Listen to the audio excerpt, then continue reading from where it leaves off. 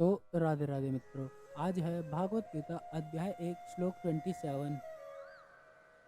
तान समीक्ष्य स कौन्तेय सर्वना बंधुनः अवस्थितानः कृपया परया आविष्ट वैशिदना इदम अब्रवीत है। अर्थात जब कुंती पुत्र अर्जुन ने मित्रों तथा संबंधियों की इन विभिन्न श्रेणियों को देखा तो वह करुणा से अभिभूत हो गया और इस प्रकार बोला। अब भागवत गीता अध्याय 1 श्लोक 28। अर्जुन उवाच दृष्टा इमं स्वजनम कृष्णयुत्सुं सुपस्थितम् सिदन्ति हि मम गात्राणि मुखम च परिशुष्यति। अर्थात अर्जुन ने कहा, हे कृष्ण, इस प्रकार युद्ध की इच्छा रखने वाले अपने मित्रों तथा संबंधियों को अपने समक्ष उपस्थित देखकर मेरे शरीर के अंग कांप रहे हैं और मेरा मुंह सूखा जा रहा है।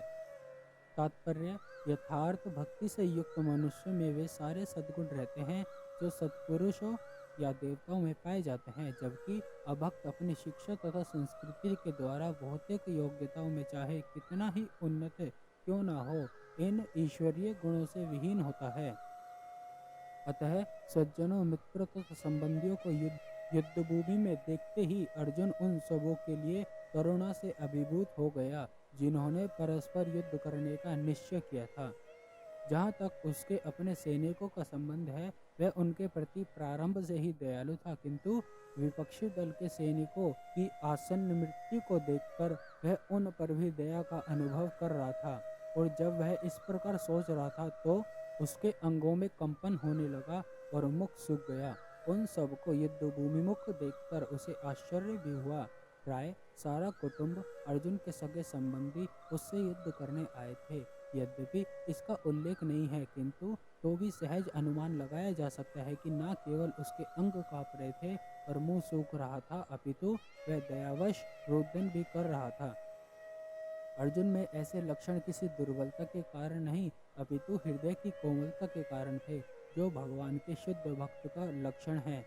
अतः कहा गया है, यस्यासि भक्तिर्भगवत्यर्जुना सर्वगुणैस्तत्र समाशते सुराः हरावभक्तस्य कुतो महद्गुणा मनोरथेन सति धावतो बहिम्। जो भगवान के प्रति अविचल भक्ति रखता है उसमें देवताओं के सद्गुण पाए जाते हैं, किंतु जो भगवत भक्त नहीं है उसके पास भौतिक योग्यता ही रहती हैं जिनका कोई मूल्य नहीं होता। इसका कारण यह है कि वह मानसिक धरातल पर मंडराता रहता है और ज्वलंत माया के द्वारा अवश्य ही आकर्षित होता है।